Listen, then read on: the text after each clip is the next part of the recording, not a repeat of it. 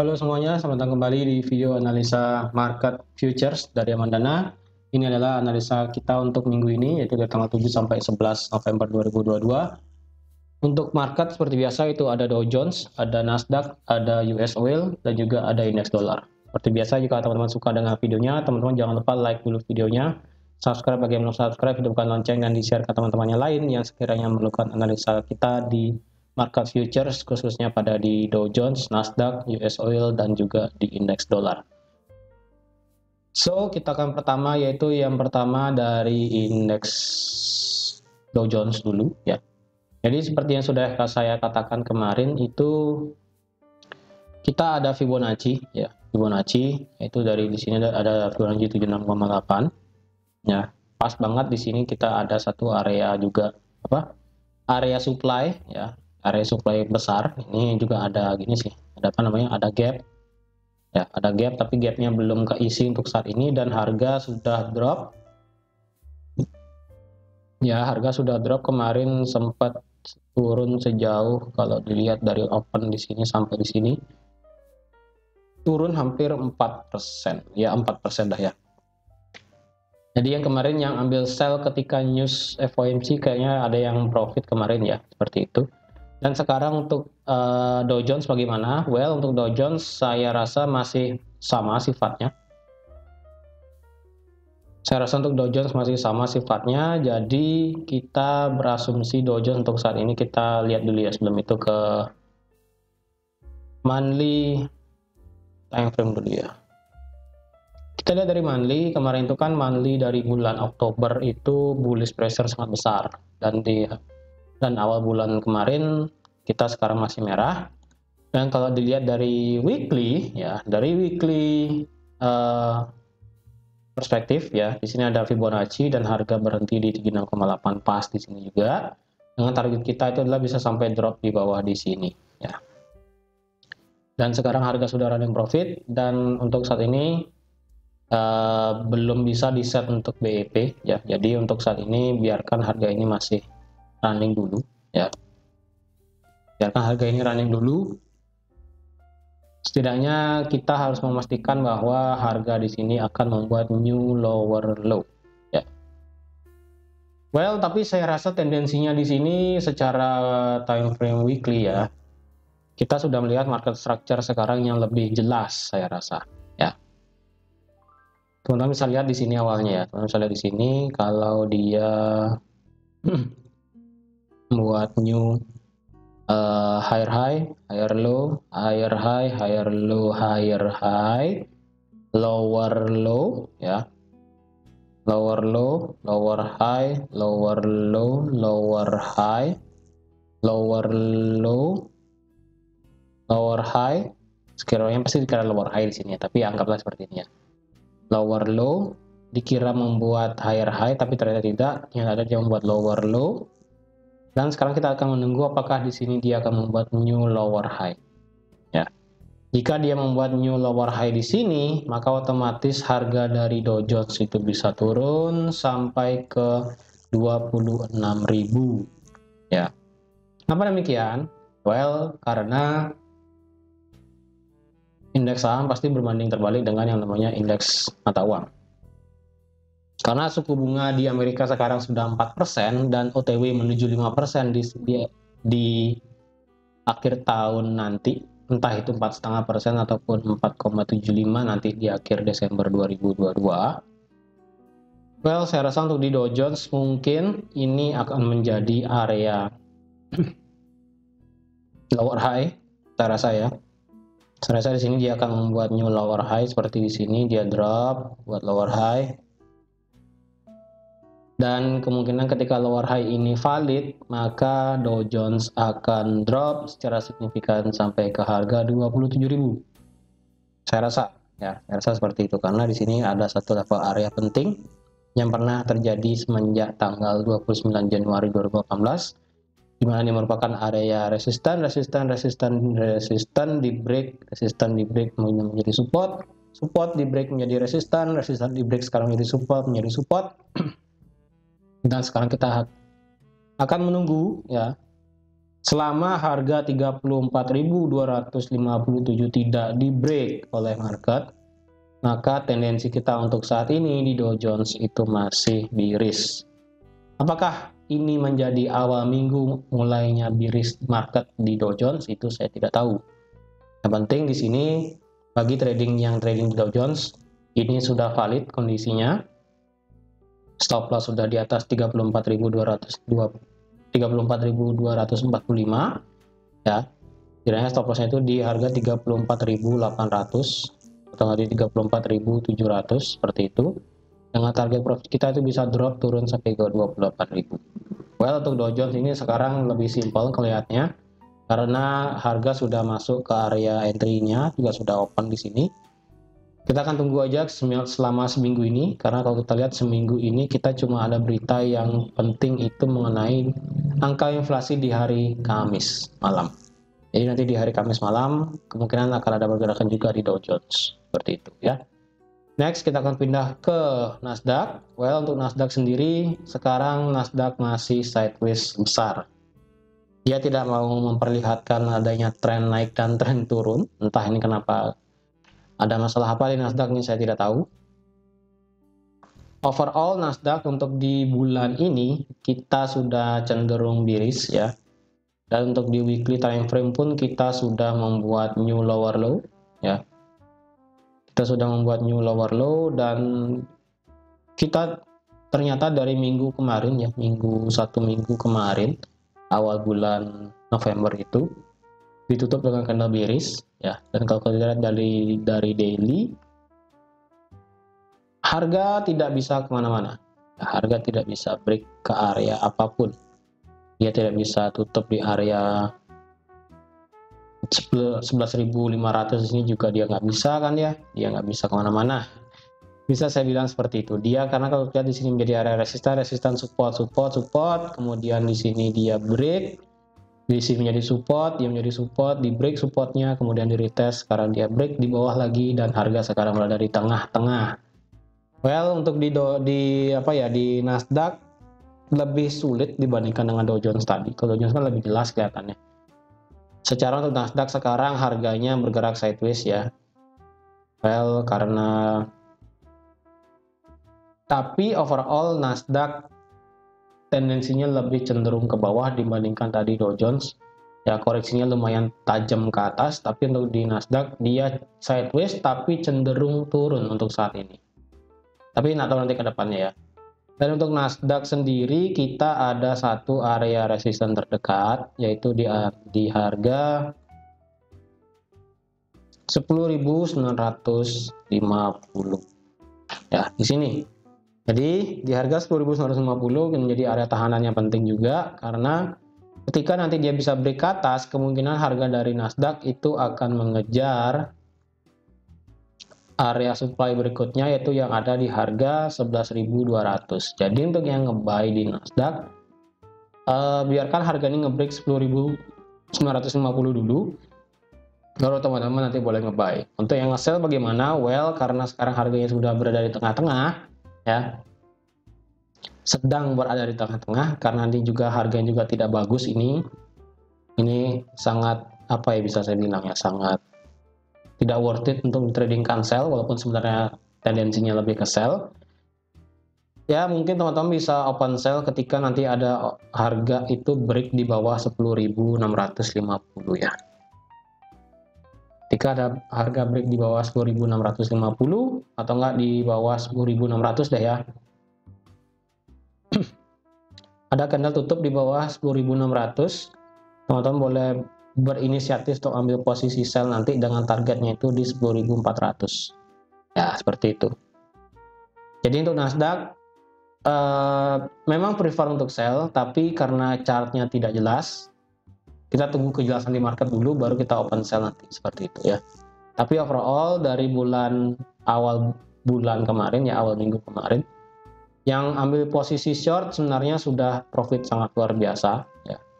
Di sini juga sudah saya kasih tahu ada area-areanya yaitu di harga 11.600. Harga dari 11.600 ini tidak bisa di break oleh market ya. Sehingga harga ini langsung bergerak turun ke bawah bahkan mengejar hampir ke 10.400. seperti itu. Next kita akan ke US oil. Well, US oil sekarang kemungkinan kita bisa open posisi buy untuk saat ini. Apakah buy sekarang sudah telat? Saya rasa belum, ya. Karena mengingat ini kan arahan saya kemarin, yaitu yang dimana ketika dia nge-break, kita tunggu harga itu turun untuk melakukan retest sebelum akhirnya kita open posisi buy. Jadi untuk saat ini, untuk di oil kita akan open posisi buy dengan harapan dia bisa turun dulu ke area ini lagi, ya. Ke area dia punya resistance become support yang ada di harga 89 sampai 90 dolar per barel. Di sini dengan stop loss itu di bawah swing yang ada di sini, ya. Berarti di bawah 88, berarti setidaknya di 87 300 setengah di 87 400 stop lossnya. Take profit sekarang kita bisa targetkan untuk di oil itu mencapai puncak tertinggi di sini, yaitu naik sampai ke 93 dolar per barel, seperti itu. Jadi kita tinggal tunggu aja harga ini retest ke bawah sebelum akhirnya kita bisa ambil posisi buy. Tapi harus dengan konfirmasi. Tapi jika malah harga ini nge-break ke bawah tanpa ada konfirmasi, jangan nekat buy, seperti itu ya. Jadi gampang aja untuk oil, kita cuma berharap ada kenaikan untuk di oil untuk saat ini. Dan kalau dilihat juga dari trendline, saya rasa di sini trendline-nya masih valid ya. Ya. Trendline yang di sini yang minor ini juga masih valid, jadi otomatis kita akan melihat ada kenaikan. Well, kalau kita lihat dulu dari monthly, ya, struktur monthly kita sepertinya koreksi secara monthly untuk di oil itu sudah selesai sepertinya ya. Karena saya rasa di sini Fibonacci-nya pun sudah jelas, yaitu sekitar 76,8, harga langsung bergerak naik. Di weekly kita seperti melihat ada pola inverted head and shoulder. Well, seperti ada pola inverted head and shoulder seperti lo ya. Tapi dia harus nge-break harga 96. Jika 96 di break, maka otomatis inverted head and shoulder itu jadi. Seperti itu. Dan di daily juga harga sudah membentuk break ya, sudah membreak harga 89 dolar per barel. Dan sekarang kita akan menunggu harga itu bergerak naik sampai maksimal itu sampai di harga 97 dolar per barel. Boleh tinggi seperti ini ya. Penting ingat pasang stop loss-nya, lot-nya ingat diatur seperti itu. Oke. Sekarang ini pindah ke yang terakhir yaitu indeks dolar. Well, ini yang penting karena ini pasti akan menjadi acuan teman-teman bagaimana pergerakan dolar di minggu ini. Well, ternyata yang saya tidak ekspektasikan adalah sesuai yang juga analisa fundamental kemarin. Saya sudah mengekspektasikan bahwa untuk yang FOMC kemarin, FOMC memang pasti akan menaikkan suku bunga. Dan untuk di NFP itu saya tidak expect kalau tingkat pengangguran di Amerika itu ternyata naik dari yang 3,6 menjadi 3,7. Oleh karena itu, di sini ada pergerakan bearish pressure di hari Jumat kemarin di sini. Tapi overall untuk di indeks dolar kita masih bersifat bullish. Ingat, seperti yang sudah saya katakan di seminggu lalu, takutnya indeks dolar itu mengulang apa yang terjadi di sini. Ya, takutnya ketika indeks dolar mengulang kejadian seperti yang di sini, maka fix otomatis next indeks dolar bisa naik dari dia buat penurunan seperti ini, dia membuat kenaikan itu bisa dibilang hampir 8%. Dan jika itu terjadi, maka ketika ini break ke atas, maka tidak menutup kemungkinan harga 120 indeks di indeks dolar itu bisa tercapai. Nah, ini garis-garis yang sudah saya garis ke belakang tahun 2000-an kayaknya ya, saya lupa. Jadi sekali lagi takutnya indeks dolar mengulang sejarah seperti ini. Dan jika itu terjadi, maka cepat atau lambat, karena juga suku bunga itu tinggi, US 10-year Treasury yield-nya itu US 10-year Treasury yield itu juga akan naik. yang membuat harga dari indeks dolar akan bergerak naik. Dan jika terjadi, maka sejarah yang terjadi di sini akan diulang kembali dan harga indeks 120 dolar akan sampai entah itu kapan. Entah itu di tahun depan, entah itu di akhir tahun, saya tidak tahu. Ya.